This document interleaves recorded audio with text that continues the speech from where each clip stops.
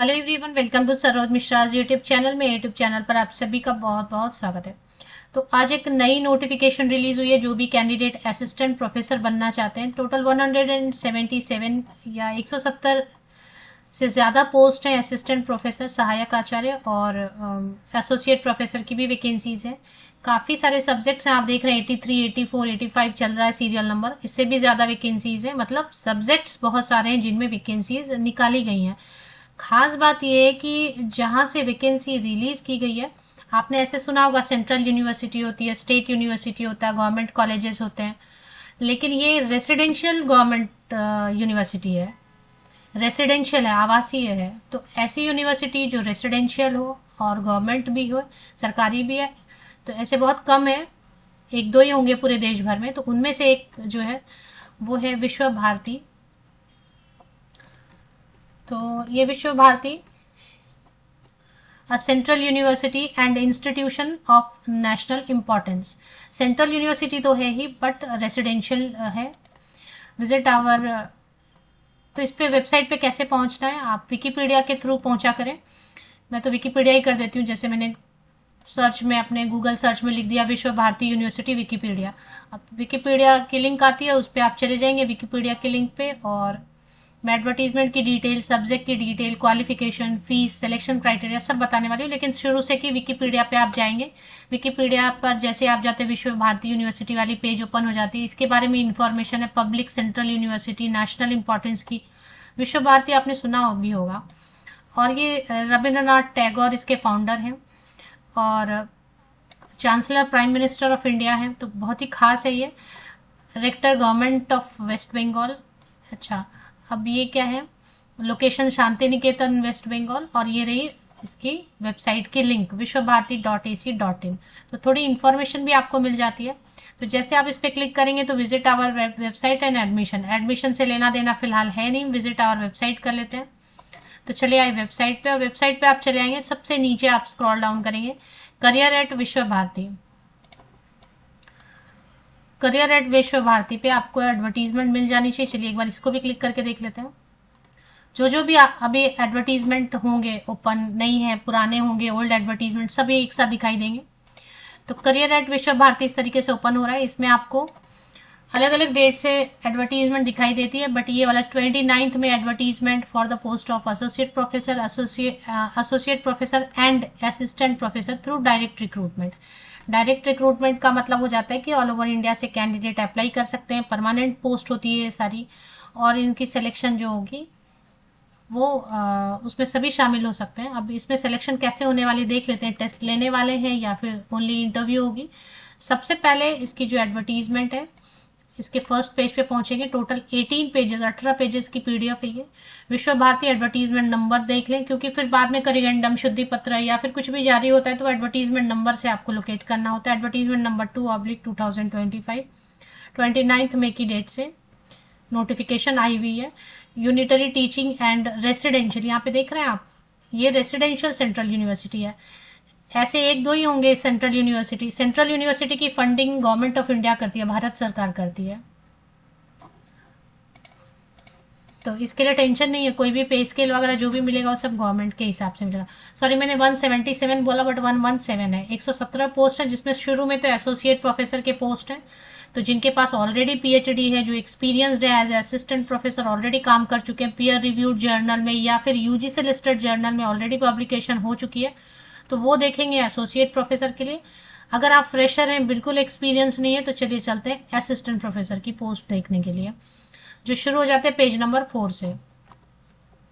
अब इसमें आपको डिपार्टमेंट यहाँ पे देखना है, ये डिपार्टमेंट आपको देखना है। तो ज्योग्राफी में है, हिस्ट्री में, philosophy and comparative religion.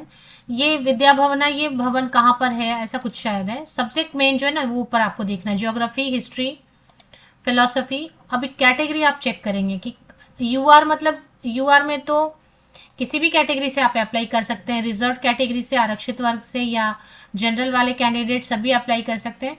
But इसमें आपको ये ध्यान रखना है कि आपका नेट है अगर, या सीएसआईआर नेट है, तो वो कौन सी कैटेगरी से आपने क्वालिफाई किया है वो ध्यान रखना है आपको अप्लाई करते वक्त। तो ज्योग्राफी में वैकेंसी है, history, philosophy, ancient history, subject repeat भी हो रहे हैं। अभी इसमें एजुकेशन है, यहाँ पे देखें, जहाँ पे यहाँ नहीं लिखा तो एजुकेशन मतलब एमए एजुकेशन या एमएड के बाद नेट करते हैं ना। बंगाली, संस्कृत, पाली एंड प्राकृत, फिर से संस्कृत, सब्जेक्ट रिपीट भी हो रहे हैं क्योंकि वो कैटेगरी वाइज अलग अलग किया हुआ है।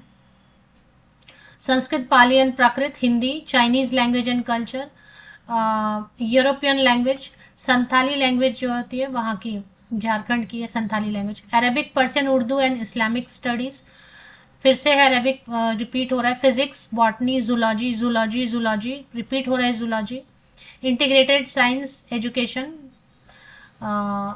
एजुकेशन, फिर से एजुकेशन, फिर से एजुकेशन। अब एजुकेशन में इंग्लिश है, एजुकेशन मतलब एमए किया होगा या फिर एमए इन एजुकेशन किया होगा या एमएड किया होगा इंग्लिश पैडागोजी से। वो आप एजुकेशन वाले हैं तो आपको समझ में आएगा, पैडागोजी होता है ना उसमें, इंग्लिश पैडागोजी से किया या म्यूजिक पैडागोजी से किया या एजुकेशन पैडागोजी से किया, तो वो उसके लिए है जिन्होंने एमएड किया होगा या एमए एजुकेशन किया होगा। फिर है agricultural engineering, animal science, soil science, social work repeat हो रहा है। पाली चर्चा केंद्र, लाइफ लॉन्ग लर्निंग, शिल्प साधना भी रिपीट हो रहा है। फिर हिस्ट्री ऑफ आर्ट है, फिर स्कल्पचर, टेक्सटाइल डिजाइन, रविंद्र संगीत, डांस एंड ड्रामा है। रविंद्र संगीत, डांस एंड ड्रामा कई बार, बहुत बार रिपीट हुआ है। क्लासिकल हिंदुस्तानी क्लासिकल म्यूजिक, ये भी रिपीट हो रहा है बहुत बार। तो ये 109 टोटल बताया इन्होंने। टोटल 55 जो है ना असिस्टेंट प्रोफेसर की पोस्ट है, एक एक करके, बट कुछ सब्जेक्ट्स कई बार रिपीट हुए हैं।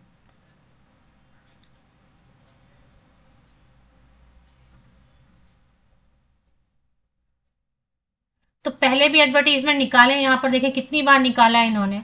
तो ये विश्व भारती की एडवर्टीजमेंट अगर आई है तो सोच समझ के अप्लाई करें, क्योंकि पहले जो निकाले उन्होंने कैंसिल कर दिया है।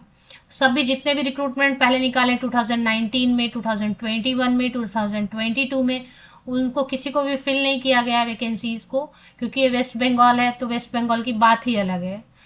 कब से वैकेंसीज निकालते हैं। और तो आप सोच समझ के अप्लाई करें, अगर लग रहा है ठीक है अप्लाई करके छोड़ देते हैं, अगर हो गया तो ठीक है, नहीं हुआ तो जिन्होंने पहले अप्लाई किया है वो फिर से अप्लाई करेंगे, उनको फीस पेमेंट नहीं करनी। जिन्होंने पहले अप्लाई किया वो फिर अप्लाई करेंगे, उनको फीस नहीं देनी है। बाकी जो फ्रेश कैंडिडेट है, नए कैंडिडेट है, वो फीस के साथ में नया एप्लीकेशन कर सकते हैं।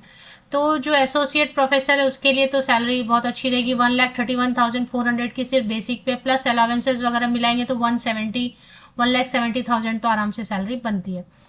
अभी हम असिस्टेंट प्रोफेसर की चेक करेंगे बिकॉज, और क्वालिफिकेशन भी असिस्टेंट प्रोफेसर की चेक करेंगे। अभी तक एसोसिएट प्रोफेसर की क्वालिफिकेशन बता रहे हैं। तो असिस्टेंट प्रोफेसर की असिस्टेंट प्रोफेसर के लिए एकेडमिक लेवल 10, 57,700 जो सभी जगह देते हैं बेसिक पे, प्लस सेंट्रल यूनिवर्सिटी है, तो सारे अलाउंसेस वगैरह मिला के आपकी सैलरी 80,000 90,000 स्टार्टिंग सैलरी बनती है। क्वालिफिकेशन की बात करें तो मास्टर डिग्री में 55% या अबव मार्क्स होना चाहिए। ऑल ओवर इंडिया से, सेंट्रल यूनिवर्सिटी में कोई ऐसा रिस्ट्रिक्शन नहीं रहता है कि वेस्ट बंगाल से है तो नहीं कर सकते अप्लाई, दूसरे स्टेट के सब कर सकते हैं अप्लाई। अगर आप एलिजिबल हैं सभी कर सकते हैं अप्लाई, क्योंकि सेंट्रल यूनिवर्सिटी तो गवर्नमेंट ऑफ इंडिया, भारत सरकार के अंडर आता है ना, इसलिए। और रेसिडेंशियल है तो क्या पता स्टाफ मेंबर्स को क्वार्टर भी दें, और नहीं देंगे तो एचआरए देंगे, हाउस रेंट अलाउंस देंगे, वो ज़्यादा रहता है, अच्छा रहता है एचआरए लेना। फ्लैट लेने से अच्छा है एचआरए लेना।